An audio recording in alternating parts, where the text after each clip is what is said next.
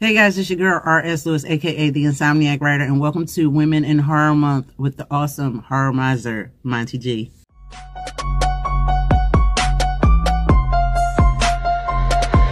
Y'all ready for this?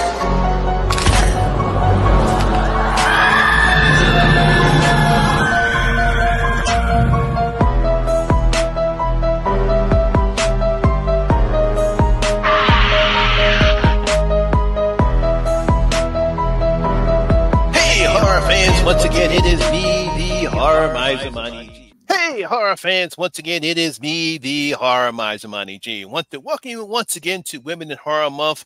Once again, during the month of March, I'll be interviewing at least maybe 4 lovely ladies who have YouTube horror channels. So we're going to start this off with my good friend Rose, Insomniac Writer. Say hello to everyone, Rose.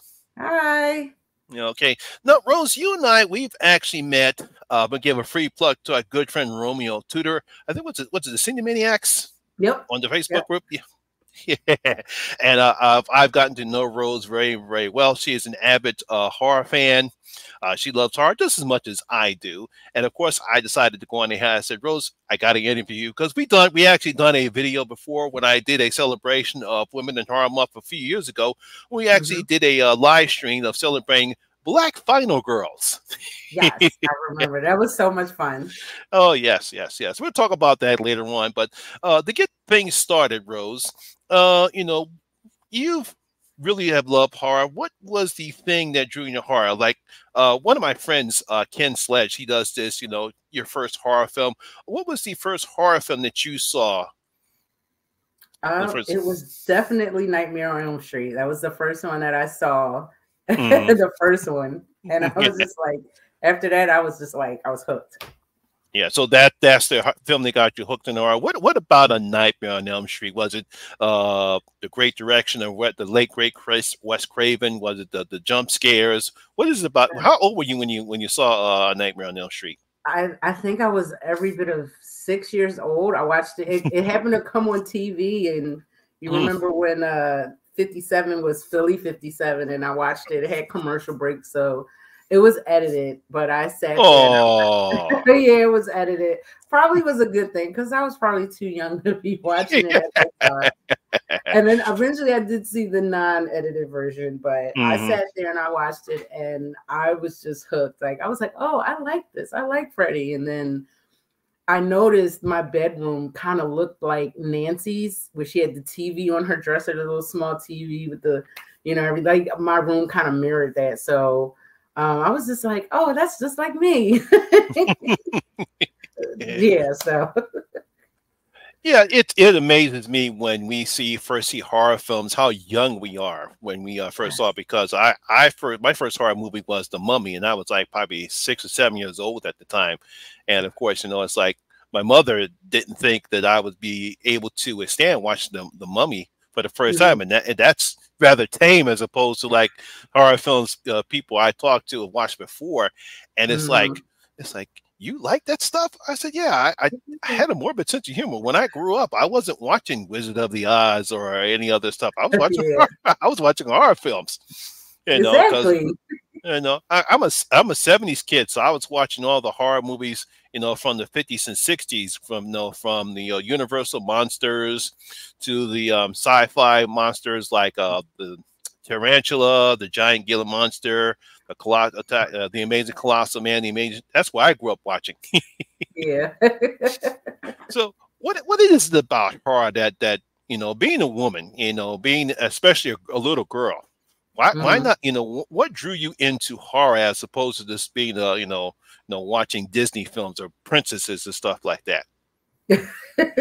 I don't know. I think I think it was a good thing for me to watch a movie with a character like Nancy, beat the bad guy, so to speak. So it resonated with me, especially with, because women were portrayed as weak and strong and yada, yada, yada, and all that other jazz. So to see someone, just a typical everyday girl going to school and like she beat this guy that killed like literally everybody, and she did it. So it resonated with me because it's like, oh, wow, you can be strong. You can survive. Then I started seeing other movies and I was like, oh, Oh, but I pretty much I just enjoyed the fact that it just made me feel like, okay, I can do this. I can do anything. If she can do that, I can do anything. That's a pretty good answer, for a especially at that time during the 80s when we really didn't have strong final girls. I mean, maybe other than Laurie Strode or Ellie Ripley from Alien or the Aliens, who really didn't have any strong figures.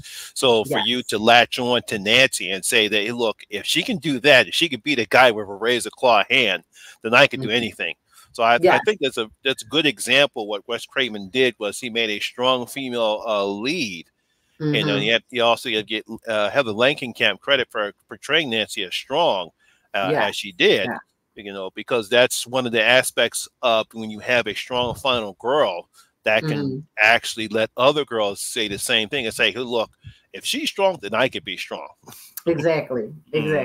So yeah, that definitely always, stuck with me. And I was just like, oh, this is dope. I like her. When you finally saw the Nightmare on Elm Street, were you able to watch Freddy not Freddy? Were you able to watch Michael and Jason after that? Oh yeah. Very soon after that, I was just like addicted anyway. And then we had like video nights, movie nights. So Fridays or Saturdays, we went to West Coast Video or Blockbuster and straight to the horror section. And my grandparents, it was just like this thing where my grandfather would say, if it's not crazy, Rose doesn't want to watch it. Because he knew whatever we left out of there with, it was. Yeah, because that's right. West Coast Video wasn't, well, oh yeah, by the way, if you didn't know, Rose lives in Philly too. So we got Philly in the house in this video right here. So yeah, because West Coast was West Philly.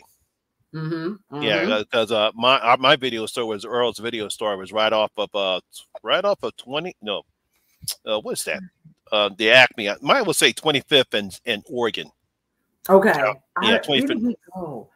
Before it was Blockbuster, it was on Broad Street. I do remember that. There was one at Broad and around Broad and Olney, and then there was one. Oh yeah, that's right. Yeah, that's right. Yeah, because I remember I think there was a video store. Cause my childhood friend Lee, when I used to go visit him, me and my brother would get off at Broad and Olney, and I forget. I think there was I don't know, it was a Blockbuster store. I know it was a video store there off of Broad and Olney. Yeah, there was that. Eventually became Blockbuster. Yeah, and then there was one at before you get to Broad and Hunting Park. So coming from where I live, from Erie going towards that way, there was one I want to say that's Logan somewhere. I forget the side street. I know you get off the expressway. So that was a video store. I think that was the West Coast, and then there was something else down further that was Blockbuster. But we would go there, and then West Coast Video closed, and then we went to Blockbuster. So oh yes. Yeah, the good old days. Yes. Those were the days. Yeah, because when it comes to horror, it amazes me how women have been portrayed in horror, from the old fashioned, say from the damsel in distress, always having to be saved by the man, up until what we know right now, which is strong female character leads in horror films. What do you think about as far as how women have been portrayed in horror films? I think it's gotten better. I think it's oddly in other movies like rom-coms and stuff like that, it always centered on the woman having to be saved. And it's not necessarily danger. It's just she has to be saved from heartbreak or whatever. Whereas horror still kind of had that shtick, but they kind of gravitated away from that. And they're like, you know what? Women can kick ass too. So I kind of enjoyed it. I think that was why I was just I think it's 2 rom-coms that I like in the world. And but it was always, the woman had to be saved, the guy shows up with a jukebox outside, some stuff like that, and I just was I don't want to watch this. So we're watching it with her. We was just oh yeah, we could kick ass. Actually, the woman that saved the boyfriend and the friends and the world or whatever. And usually it's just one female, that final girl. So, just watching that change over the years and progress, even though now it's kind of cliche, I think it's really awesome. We went from being the gratuitous sex symbol or the side piece to the guy to being the hero. And I think that's pretty awesome that it's gotten better. Yeah, I know. Yes, because it seems, especially during the 80s, this mad slasher craze, it seemed like every other time you would have this, a woman had to show her breast, Yes, show her breast, and it's like, and they finally did away with that. So I'm glad that women are now more respectful in horror films, even though now we've actually seen nude men with their backsides. Yeah. Yeah. Another question I have to ask for you, as far as horror films is concerned, do you actually have a favorite subgenre of horror? Is there a favorite subgenre of horror that you enjoy watching? Because for me, it's just horror. It doesn't matter, because a friend of mine, Cecil from the Horror Channel show, when we first got together, he asked me that question. I said, I just really don't have a favorite subgenre horror. I just love all horror. It doesn't matter whether it's sci-fi, slasher, anything is horror. I watch it. I enjoy it. But do you actually have a subgenre horror that you enjoy watching? Yes, I do. Like me, I'm the same. I love all kinds of horror, slasher, zombies, sci-fi stuff like that. But I will say vampire films. That was always like one of my favorites. Like once I got into like vampire films, and of course I think I actually did see Dracula around the same time when I was younger. I know for a fact it's probably one of the first books I read, but like I've always had like a liking towards that, so I will say that's like my guilty pleasure. Vampires. Yeah. Oh, yeah. And I wrote a book about vampires, so there's always that too. So I was just like, yeah, we'll get to the writing aspect of you later on. Yeah, because I've always, when it comes to supernatural creatures, vampires are my favorite.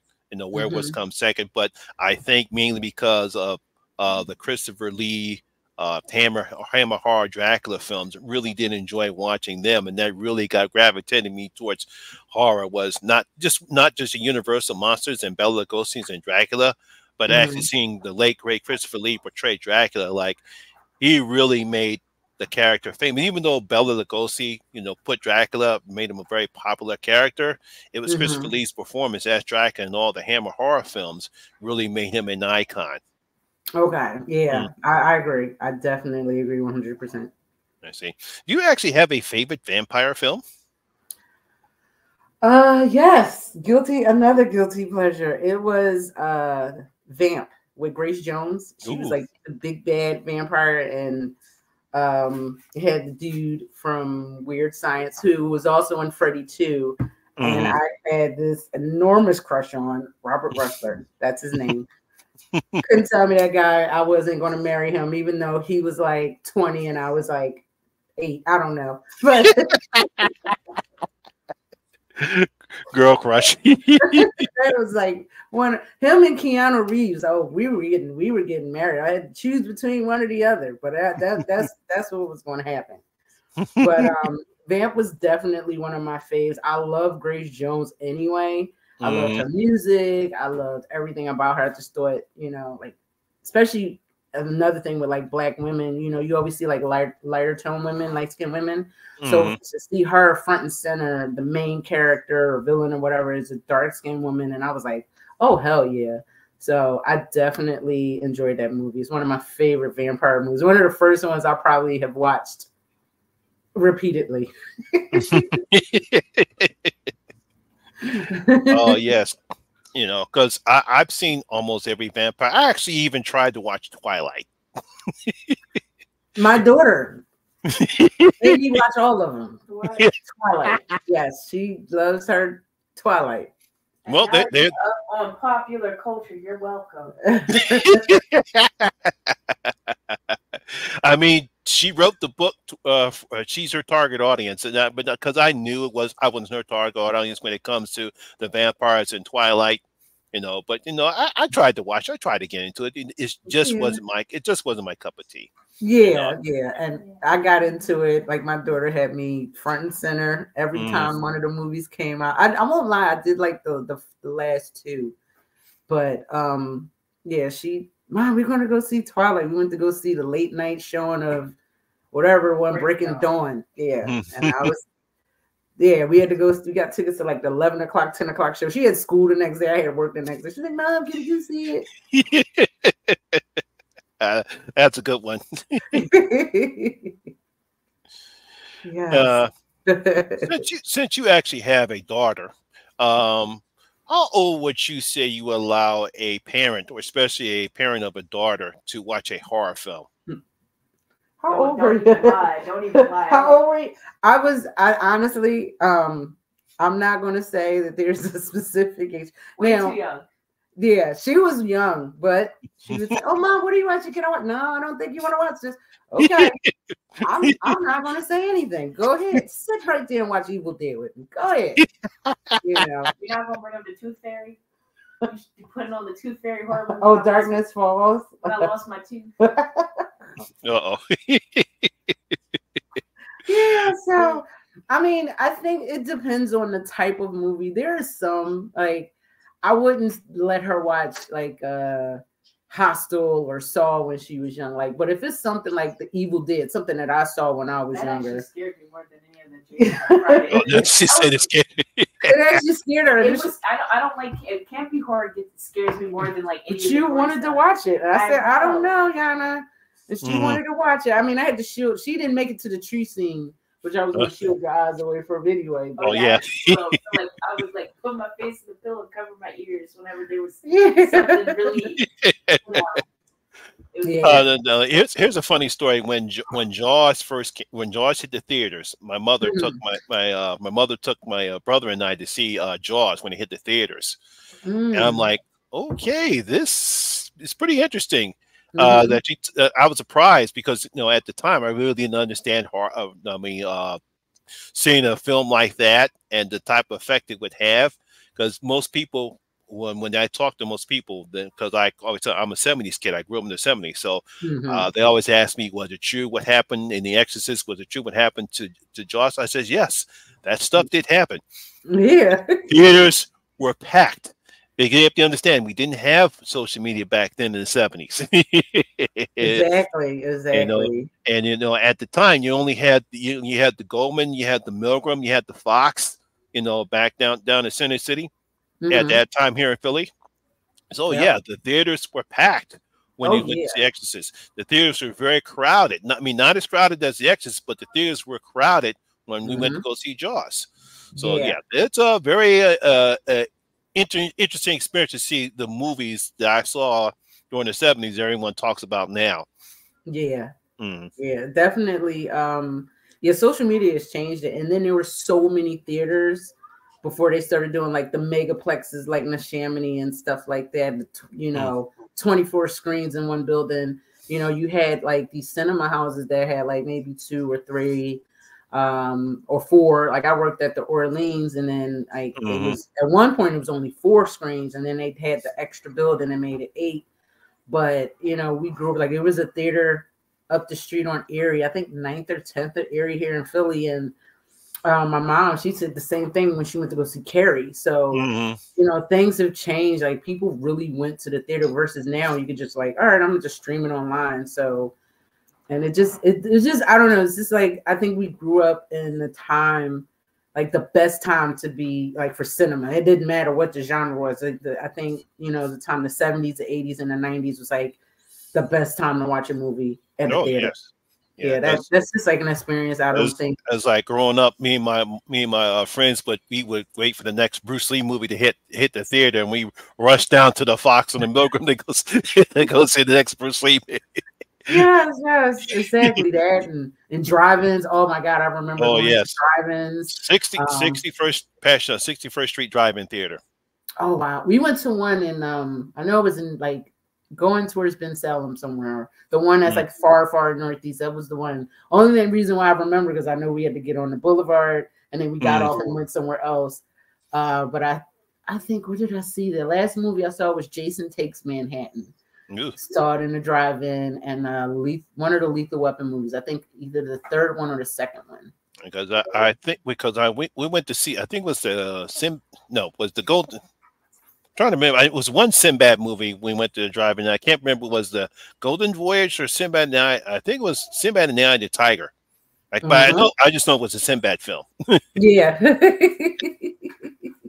Yeah, so it's definitely one of those. So yeah, definitely so many cool theaters, movies at the drive-in. And that's another experience that it's just you just had to be there. Like I told my daughter, you missed out. Like I know there's some drive-ins somewhere in the country, but yeah, good luck trying to good luck trying to find them. Yeah. You got to catch a flight, then rent a car to find the drive-in. Yeah. So now you call yourself the Insomniac Writer. What got you into writing, and especially horror films? I mean, horror as far as just horror stories, and I'll say it that way. Well, I liked writing. I mean, I spent a lot more time than I should have by myself, as did most kids in the 80s. So it kept me out of trouble. Like I didn't have TikTok or Instagram or none of that stuff. And you know, I would just write. It was just something that I just liked to do. Like it would be poems or short little stories. And eventually, like I had a teacher, and I want to say maybe 9th grade, he put one of my like poems. Like I was a big Edgar Allan Poe fan. Like I love Edgar Allan Poe. So he was like, I'm going to submit this in a poetry contest. And I'm like, no, don't do it. He was like, too late. I already did. So, and I coveted my writing. I was like, no one's going to like this. And that kind of stemmed from 2nd grade, where I had a teacher say, well, because I was dyslexic, she was like, yeah, you're not as smart as the other kids and so on and so forth. So, you know, to have like my writing appreciated, even though it was just like this local poetry contest, I was just like, wow. And I have an English teacher, no less, say, you really have a talent for this. So I kept doing it. And then eventually I would write little short stories for my friends, have them read it. And some of them were hard. Some of them were just like random stuff. And then one day, unfortunately, I hurt my knee, tore my MCL, and could not play soccer. So I'm writing, I'm at my computer, my big, huge computer with my dial-up modem. Oh, yeah, remember those in the days. Yes. I sat up there and like I wrote all this stuff, and then my roommate, I must have didn't turn off our computer. She read, she was like, holy shit, did you write this? And I was like, yeah. And I'm like depressed because I can't do anything. I got a brace on my knee. And she was like, you need to finish this. And it was like a vampire story. Like I just wrote the story. And then eventually I just kept writing more horror adjacent stuff. Like I had a few like dark and morbid poems, but I never written a book and completed a story to that extent. And then eventually I just kept writing and I finished. And one day I finished it. It took me a little while, but I had extra time because I wasn't going to practice, wasn't going to the games. And I just eventually got the story done, and she read it. She was like, this is amazing. She's like, Rose, I really love it. You should keep doing it. And then fast forward, this was in 99 or so. And fast forward 2008, I self-published it, and I dedicated the book to her. I was like, because if it wasn't for you, I would have wrote this. I would have never wrote it. I would have never finished it. I was just doing it because I'm just like, you know, passing the time. It wasn't like you could just like go online and watch something, and it was only so many VHS tapes that we could watch. So I just was like, F it. And, you know, like I said, I couldn't do anything. Like my friends, even when we weren't doing school stuff, couldn't really party and hang out. Everyone's doing stuff like that. So I just did that, and I dedicated it to her. And that's the cover right there. Okay. I got the flyer, and I dedicated it to her and everything. So that's what kind of got me into writing horror and just writing more stories, even ghostwriting and just writing in general. And just keeping up on it. Now I do blogging also, so that takes up a little more time. Yes, I know you do a lot of other stuff too. Well, we'll talk about that later. Now, I don't know if you now obviously since we're both African American, obviously we always like to see more Black people perform. Can't get more together. We like to see Black people be a little bit more respected in horror films, and I believe we've actually come a long way. Oh, I'm pretty sure. I don't know if you saw the documentary Hard Noir. mm-hmm. Oh yeah, so it's a Yes. very great. If you have the like, no, my subscriber, you have not seen that documentary, you got to check that out. Yes. Very good, very good. And I think we've come a long way from seeing how Black people have been portrayed in horror films. You didn't go see the comedy called The Blackening, did you? Yes. Yes. I purchased it on Amazon Prime and streamed it. I saw it in the theater. Mm. I actually wanted to get the special Blu-ray with the board game folded up on the inside. I didn't. It sold out like that. Oh yeah, because I wanted to get that too. I I was going to get Kelly. I'm seeing get Kelly to play it. That'd have been funny. Oh yeah. Oh yeah. So, what do you thought about The Blackening? I loved it. I thought it was hands down hilarious. Mm. So I went to see it, and like I was in stitches, so it was hilarious. But it had a lot of social commentary about not just Black people in horror, but Black women, and a lot of the things like that one line where the one character saying, "Why do Black women have to save everybody all the time?" Like you think about that. Like me and my daughter had this conversation not too long ago. We were talking about Vampire Diaries, and like the one character Bonnie. She can't even have a love life on the show because she's always saving the other girls and everybody else. She got to save everybody. You know that's funny because I was actually watching a video, someone talking about the character and how she had a problem with the creator of the showrunner about how they, how she did not portray Black people as well in that show. Yes, and yeah, she definitely had a huge problem with that because I think at one point in time they wanted to focus on the Confederate Army, and she said, why are you doing this? Why are you celebrating something that is against my skin color? Exactly. You know. And she almost revolted and almost didn't want to do the show, but unfortunately, since she was on the contract, she had no choice but to go on and be on the show. And I felt real sorry for her, but I'm glad she stood up. Yes, for herself. Yes. Yeah, and I think the character, the guy that played Damon, he actually stuck up for her a few times. The actor. And he had her back a few times because there were a lot of times where she was like, "F my contract." Oh yeah, she was definitely not happy. It's like I don't know what it is when it comes to Hollywood writers, and you know when you create a Black character, I don't know. It's because she initially thought that the character was going to be white, but then they cast a Black actress in the role. So if you're going to do that, you know that means you got to change some aspects of the character now that she's being, you know, she's not white, she's African American. And I just felt real sorry for her that she had to put up, you know, 7 years of them not actually developing a good character for her. And even I never watched the Vampire Diaries at all, but it's just my daughter read the books and she said she was like more centralized to the plot of all the stories. She actually had a love interest in the story, like her in the story and versus whatever Julie Platt put on screen was like almost two different extremes. And I think a lot of people didn't like that, how they portrayed her in the story. It's like, damn, can Bonnie catch a break?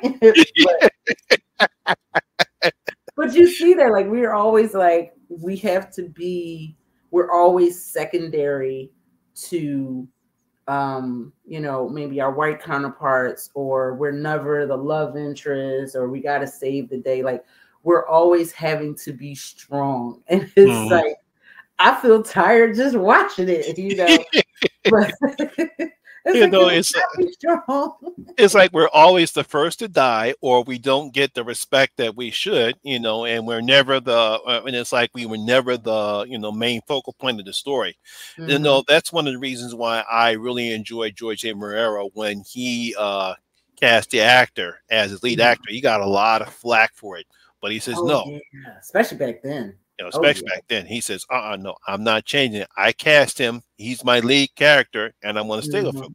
So I really could give him credit for that. But yeah, when it comes to Final Girls, because we talked about this before, but I just want to bring it up. At the time, very, very limited when it came to black final women, because I actually asked this question before, and no one could name who was the first black final girl, and no one could come up with Jada Pinkett Smith. I thought it was like, yeah, Demon Knight, and she was in that. Yeah, so many. I like that movie. I don't care what people think of Jada now, but I like that movie. yeah. Cause I asked that question, and no one could get it up. I said, "You don't remember Demon Knight?" Yes. But when you think about it, when was the first time that you actually see an African American woman be the final girl up until that point? Yeah, I could not think of, and I think that was one of the ones on my list of black final girls was Demon Knight. I thought about that, and I can't off the top of my head. I can't, and I'm digging. Because when I first did that series, I was trying to think back. I said, "Wait a minute, it cannot be Jada Pinkett." Wait a minute. So I'm looking, and I couldn't find anyone until she's the first one. But I think Hollywood has now learned their lesson when it comes to when it comes to portraying blacks, but the black women in general. And thank God for Jordan Peele. Oh God, thank God for him. Yeah, because it's like we're either, like I said, we have to be the savior, or we die off first, or we got to be the sassy black friend. Matter of fact, a movie I just saw not that long ago, I talked about it with the guy that played Winter Soldier. I cannot remember his name, but he was like the cannibal, and like the only one to save the day was the black friend. It's always like, like, you know what I mean? So we always kind of get relegated to that secondary sidekick character. So it was just like, it was a change. When they mentioned that in the movie, I was just like, yes, that's what I've been saying. We always got to save the day, or be the comic relief. Because when it comes to black final women, I think one of the first person I can think of is Lupita Nyong'o, where it was Us, or that zombie film that she actually starred in. She actually did a pretty good job in that zombie film that I can't remember the name of her right now, but she was good in that particular role. Yes, that was definitely I remember the Little Monsters or something. I know it has. I think it was Little Monsters. Yeah. The guy that played the voice of the snowman. Yeah. Frozen. Yeah. It was Josh Gad. Yeah. It was one of the. And I only know that because my daughter told me, and because I took her to see Frozen because she wanted to see Frozen, and I took my goddaughter to see Frozen too, because by the time the second one came out, my daughter was like, I don't want to see that. I was like, okay. But from seeing that, and of course, and Nope, where we had she really played the role. It's a shame she did not get nominated for an Oscar for it, but I knew that was not going to happen. Yeah, Keke Palmer. Yeah, Keke Palmer is like amazing. Like I loved her back when she did Akilah and the Bee. Another movie I watched repeatedly with my daughter. Actually, when I made her watch it, I was like, "You're gonna watch this." You're gonna sit down and watch this movie. Yes, it's a positive reinforcement. You can do anything. So, watching her come so long, so far, like with her, not just even acting, but singing too, apparently. Seeing her come along so long is just like really awesome. Okay. So I think one of the things when it comes to women in horror films, how they've become from stop being a sex symbol from, we don't have to see have to see women flashing their breasts on the TV on the screen anymore. They're becoming more resourceful. They're not making stupid mistakes. They're actually doing smart things in the films now. So who was your actual favorite final girl as far as horror movies? I would say Nancy, but eventually I'm trying to see who would be my favorite final girl. There's a couple. Actually, you know who I liked? I think Shawnee, I think that's her name, but she was in the Blob. The one that played. Oh, Shawnee Smith. Yes, when she played in The Blob, she was pretty cool in that. I don't know why I remember that disgusting movie. I'm kind of glad that phone booths don't exist anymore because that movie made me afraid of phone booths for a while. The one with Colin Farrell. Yeah, the one with Colin Farrell and Kiefer Sutherland's voicing the bad guy. yeah. That between that and The Blob, when the lady got stuck in the phone booth and The Blob was just like, yeah, I'm like, oh no, we just won't. We'll send a letter. But I would say Shawnee Smith in that movie was pretty good, even though she had a little help. And definitely, of course, again, Nancy. Nancy was probably one of my famous because she went from this timid girl to she got booby traps in the house. Like, yeah, she became very resourceful, in the film.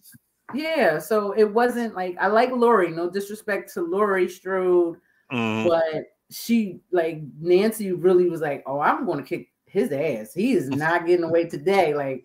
She done put the sledgehammer on the thing. She got pipe on. She had all this stuff in the house, and I'm like, "Oh yeah, let me take notes in case someone comes in the house." I had a vivid imagination, so it wasn't just her constantly running. Like she just actively said, "I'm not going to be a victim. I'm going to get him." So those two characters, Shawnee Smith, definitely hands down, always going to be Nancy. See, not only are women becoming more respective in front of the camera, they're actually becoming more respective behind the camera. Yes. I mean, take a look at I think it's Akilah Cooper who wrote Megan. Exactly. Yeah, she wrote Megan, and she also did *Malignant*, which were two of my favorite horror films that came out. Yes. So what do you think that women are doing now? And some of the contributions they're making in horror films behind the camera. I think it's really good. Like even when they did the last Candyman movie, the movie I referenced before with the guy that played Winter Soldier, Fresh. I think it's Fresh or Flesh. Yeah, he was the cannibal. Like I think Sebastian Stan. I think his name is Sebastian Stan. Yeah, That's exactly my daughter left out, so she would have guessed it right on because she knows almost every MCU character. But yeah, definitely that movie was directed by a female, and I liked it because it talked about like not just the horror stuff and other stuff that was going on, but talked about being a single woman and all that other, like seeing just the fact that our stories can be told from a female point of view, like not just us being victims, not just being sex symbols, not just being body count fodder, just so many different things. Like you get to see our stories because a lot of times you've seen traditionally in movies, women, even if we're the final girl or the survivor, there's still that trace of being a victim, and it's told from a man's point of view, even though it's a woman acting and playing the story out, it's still from a man's point of view. So to see a woman direct it, tell the story, and a woman act it out and be the final girl or the hero or the savior, I think that's so awesome. Because 20, 30 years ago, you wouldn't have heard anything like a woman directing. Oh yeah, a woman lead. Like, are you serious? That wasn't a rom-com. You would expect it from a rom-com or maybe even a kids movie, but not in a horror movie. No. Yeah. So Rose, what made you decide to create a YouTube channel? I mean, of all everything else, what made you decide to get on YouTube? Oh gosh. Well, my first YouTube channel, which got deleted by accident, I was like this big Buffy fan. Speaking of like strong female heroines, I had a big Buffy thing, and I would constantly talk about Buffy, and I would show clips, and eventually, like I had to, before the whole copyright and fair usage and all that other stuff, like I had to take it down. So I recreated it and rebranded it to talk about non-movie horror stuff. And then it came right back to talking about horror movies and stuff. It's just been all over the place with YouTube, But I came back to it, started reacting to trailers. More so, I got back into video game trailers. So I used to play a lot of like horror video games, like the Resident Evil and Outlast and stuff like that. So getting into those and talking about those, because I wasn't twitching anything online. I wasn't streaming games online. I just didn't have. I get so frustrated so fast. I was like, I'm turning this off. So I gotta play this game with no distraction. Like if I'm watching the screen and streaming the game, I'm going to be distracted, and I'm not going to play, and then I'm going to get frustrated. So I gotta play alone. Nobody can watch me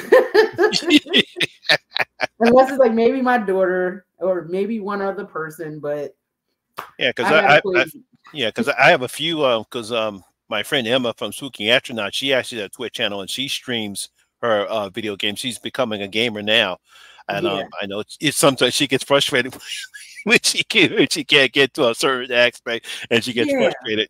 Oh yeah, and I mean it's okay. Like people, I understand it comes with the territory. Playing certain games can't get to a certain point, and it's fine. I understand, but man, oh man, it's just I get so frustrated when I play online. I come from that era of video games where if I wanted to play with a person, plugged in another controller, you sat next to me, or I went over to their house and sat next to them and we played each other or played together. But now it's like you're playing with a million different people.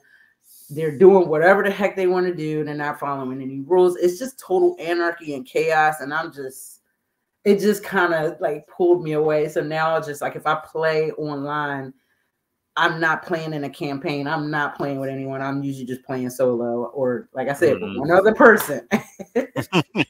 Yeah, because that reminds me of the Manning parties. Me and my brother and my boy used to do all the time. We would just go, either we go to his house, we go to my other boy's house, or he come to our house and just have a Manning party. There you go. Yeah, like, that's all it takes. You don't really need to go online and play against 14, 15 different people, half of which are like younger than me.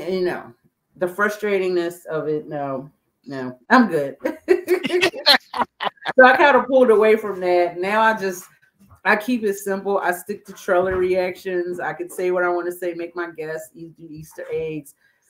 And it's a little less editing than editing a whole movie review, which I did do like kind of frequently. I would do it like very consistently. And then I just was like, trailer reactions, it's easy to talk about a 2-minute trailer than it is a 2-hour movie. I don't think I'll stick there. So yeah, just trust me, because first of all, once I finish watching the movie, and then I gotta think about what I have to say. I have to, think what I have to, because what I try to do is I don't watch anybody else's YouTube videos until after I've put mine up. So that's why I have my own. It's my own opinion. I'm not jaded, or I'm not already thinking about because somebody said this right. No, this is my own opinion. These are my own words. So that's one thing I do. So what I do is I simply just think about what I say, and then I write it up, make sure it sounds correct, and then I just go ahead and record. Okay. Record. That's how I do it. Way more structured than I am. I just I'll watch the movie and I will think about it. I might go and like read some synopsis, maybe check out 1 or 2 reviews, maybe if that, and then I'll just record and go ham, and then I'll be mad that I sat in front of the camera and talked for 19 minutes, and now I gotta edit this down to 10 or less than 10. Yeah, that's just coming from so many years on YouTube, because at first, when I first started, I didn't write anything. I just said what I wanted to say. And then I got mad because, oh man, I forgot to say this. Oh man, I forgot to say that. Exactly. So say that. Exactly. Or there was a point in the film that I didn't discuss that I really wanted to discuss. So I decided, you know what? I gotta write this shit down. Yeah. And see, I can do that when I'm doing written reviews if I'm doing it on my blog, or if I do it on wherever, it's a little easier because now I have that time to write out my thoughts, to think about the movie, and then if I need to go back and change them, I can just go back, edit it, put it as a draft, and then make it live again. So versus doing a video, it's like once you do a YouTube video on something, it's out there. Oh yeah. Now, as a female YouTuber who does horror, have you been trolled by the nitwits, dopes, and morons? Oh yeah, I get trolled on everything. Like even when I did like just Zumba videos, dance videos, fitness videos, I got trolled on that. Did podcast stuff, it doesn't matter. Like trolls are going to troll. I can just sit here and talk about animals. Someone's going to troll that too. People are just going to find that. I think they just wake up and just get on the phone like, all right, what negative shit can I say today? And then boom. That's what they do. They just wake up miserable. I think they actually live for it. I think they cannot go life about about throwing somebody and talk about a negative thing about a movie you haven't seen, a video you probably have not even seen any of your videos, and it's just like, you know what, I'm going to troll this person today. I don't care. Oh yeah. It does not matter what you talk. You can get up here and talk about cats. Oh, well, cats, you shouldn't be doing this, or cats don't like this, or your cat, whatever. It don't matter what you talk about. Hey, look, I'm surprised I haven't been trolled since I started doing this last year. Someone didn't troll me or troll the ladies or troll the ladies I talked to. I've gotten trolled. Like I'll usually go and filter comments every now and again. I will interact and troll the person trolling me, and then other times. Sometimes I won't, like, it was a comment on, I did the reaction for Napoleon, not even a horror movie. I just was, talking, trying to remember some stuff from world history class from 10th grade, like God knows how many decades ago. And then someone got on there with like a racist comment. And I didn't see it until the next day because I guess they commented like sometime late at night or whatever. And I just looked and saw all these notifications. And then there were like people going back and forth with this guy. And I was like, oh, well, it's like he did it for me. Thank you. It's like, damn, well, what's going on? What happened between the hours of 12 a.m. and 11 a.m. the next day? Like, what happened? What did I miss? What did I miss? What the world's going on? Oh boy. Yeah. what are you gonna do? It's like this. I mean, it's like this. I feel for you ladies, because my mother raised me to respect women, and I feel for you ladies because you're picking a genre that obviously at the time didn't respect women, and you get on here, you talk about movies and men. And I wouldn't say men, but these trolls, they don't even listen to what you're saying, don't even take any advice that you say. All they do is want to talk bad about you, Exactly. But I'm glad you're a strong Black woman. Thank you. I learned that. Like, you know what ironically taught me to ignore it and kind of just like take it in stride, especially not only being a Black woman, but being a plus size Black woman. So doing like, Zumba, whatever I might do, extra stuff. When I started getting the hits, oh, you're too big to do this, or you're too big to do that, and you're doing that, and blah blah blah blah blah. And this is that and the third. That's when my skin got tough because then I was like, oh hell to the no, like. And then I started coming back with the quiz. I'm like, well, your mom can't do it, or your dad. like I may be fat, but I can outrun and outlift you, bro. And then so you start taking hits at certain people. And kind of hitting them where it hurts and being very petty. That's when I learned, oh, this ain't nothing. Like, oh, they can say whatever they want to say about the horror stuff and the movies and the games. Once I learned that community, the trolls in that community are something else. So, oh yeah, I could just imagine because it's bad enough from what some of the ladies I've been associated with since I started my YouTube channel when it comes to horror. I can imagine how. In other communities, how bad the trolls can be in those other communities. Oh yeah, they're horrible in the video gaming community. They're horrible in the fitness community. It's gotten better. It's gotten a little bit more body positive or whatever, but it's gotten to the point where eventually that's where I grew my tougher skin. So yeah. Yeah. So, what do you like to see more as far as women in horror is concerned? What would you like to see them do more in horror when it comes to women in horror films? Just showing that we can be, just as strong. They don't have to be relegated to victim and then final girl. Like, they don't have to necessarily be like go through all this trauma like Laurie did in the first Halloween. You can be a badass like Nancy. She, first drink bad nightmare she had, then the one friend kissed, I got booby traps. So I want to see more of that. I want to see more like badassery. tough women, you know, like there's this thing that women can't lift heavy or hit hard. So to see like someone who is strong yet feminine, because there's this other stigma that the strong woman is like, she has to be like a butch lesbian or something like that. So if she's already strong and fierce and a kick-ass type of way, but she's also very dainty and feminine, like, you know, Barbie, but like really, really just will still let me let me guess, your daughter took you to go see Barbie too, right? She went with her friends. I was spared. Oh, yeah, I was going. She was like, I was spared, but she was just like, "If you, I'll go see it again. If you want to see it again." I'm like, "No, you already saw it with your friends. You guys went out with your pink dresses and whatever, you know." I was, but I told her we would stream it. Like when it gets online, we'll stream it. But I was spared because everyone was going to see that, and I was just like, I don't want to see it. Yeah, I said, nah, that movie's not for me. No. I mean, I hear it's a great message and a great movie, but oh yeah, I'll watch it. It's on my to-do list. So outside of horror, you do this nice video that I truly enjoyed called the Single Chronicles, right? Mm-hmm. What made you come up with that idea? It was a breakup about 7 years ago. And it started out as me just posting memes on like social media. Just like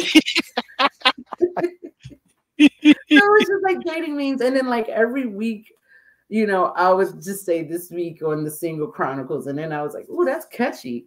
And eventually I kept doing it. And then eventually I started doing YouTube and doing the videos. And I would still have the memes, like, so it would be the video with me, and then next to me would be like the memes and stuff.